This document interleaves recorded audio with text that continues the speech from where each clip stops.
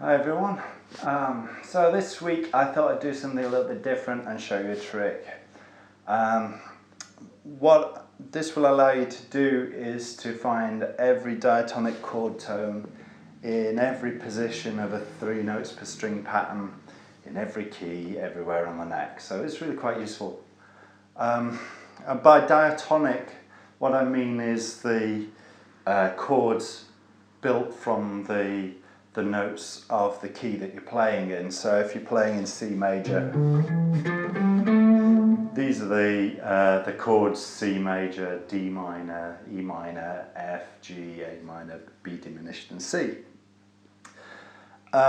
So in order to do this, the prerequisite is that you actually know your 3 note per string patterns, and I'll put a link in the video description below if you don't know them. At least they'll show you the shapes. You need to know at least one of them in order to be able to apply this, because this really takes advantage of the fact that there's this common 3 notes per string all the way across, which allows you to take advantage of that to find the arpeggios. The other thing that this you need in order to be able to take advantage of this is to know something which I call the fingerprint of an arpeggio. And this is the relationship between the finger positions and the notes in the arpeggio.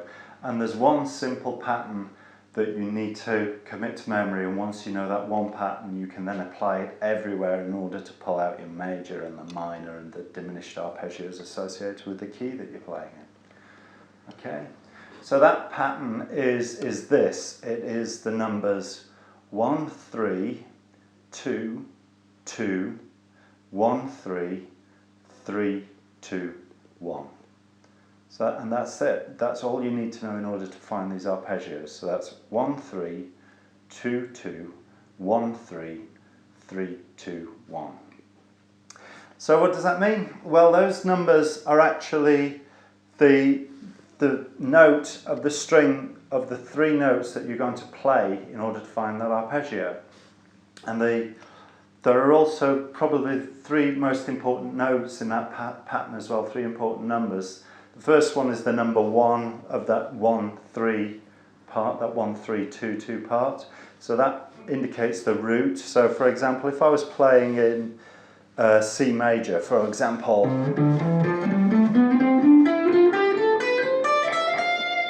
so there's my C major 3 notes per string pattern in a position that everyone knows, I suppose. So by 1, 3, I mean 1 is the first note on that string and 3 is the third note. Then 2, 2, so I play 2 on the next string, 2 on the next string. Then on the next string I play the first note and the third note. So that's 1, 3, and then 3, 2. And then I've not got a 7-string guitar, so I can't play the number 1.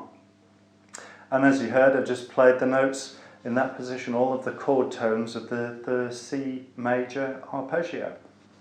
Let's try it based on the second note. So those are the second note, would be the second note on that string. So the other thing you need to know is where the root note is when your finger is on that second note of the 3 notes on the string. And in this case it's the second 2 in that 2-2 sequence. So knowing that, you then work your way through that pattern again. So that's 2, then 1, 3, 3, 2, 1.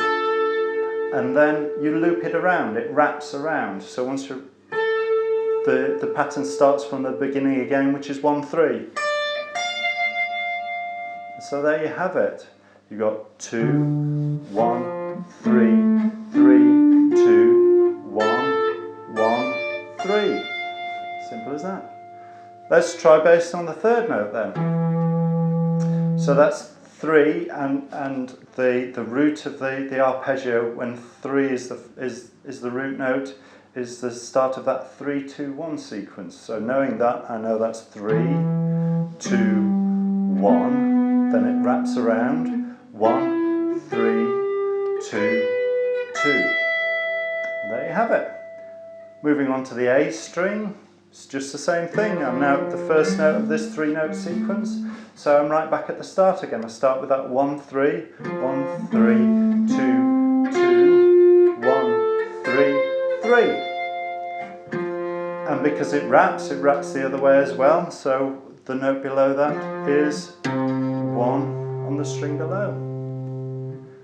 Next note is a 2, so I know where my root is for a 2, so that's 2, 1, 3, 3, 2, 1. And the note below the 2 is a 2. And so that's it, and you can apply that based on every starting note on any string, just knowing that it's that sequence and it wraps around when you're going up and going down. You can apply it to every position of the 3 notes per string scales that you know. You can apply it to melodic minors, you can apply it to harmonic minors, as well as these major patterns that I've just been playing.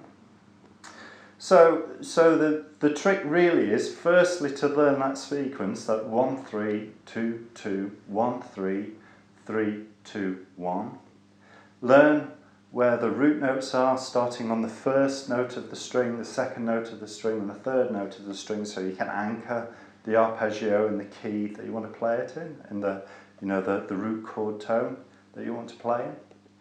Once you know where your roots are, it's worth learning where the thirds are and the fifths, because it's just a single pattern, and suddenly you're building relationships up between the chord tones and the scale that you're playing in and the keys and the relative relationships between them. And then once you've got that, you can start to extend it further. So work out for yourself what the fingerprint of a 7th chord would be, and once you have that, you'll be able to play major 7ths, dominant 7ths and minor 7ths, and diminish minor 7 flat 5s as well. Once you've got 7ths, understand 9ths, and again you start, because you're using the fingerprint, if you like, this sort of invariant relationship between the fingers, you find mentally you can cross-reference the chord turns much more easily than if you had to remember every one of the 7 3-note per string patterns and then the relative relationships of all of the notes within each one of those patterns. So it's a great way of connecting these sort of disparate things of chord tones and scales and keys. It gives you something to sort of hook these principles onto that you can apply everywhere. So that's it. That's my tip of the week. Hopefully that was useful for you. And maybe next week I'll get back to some playing again. Okay, see you then.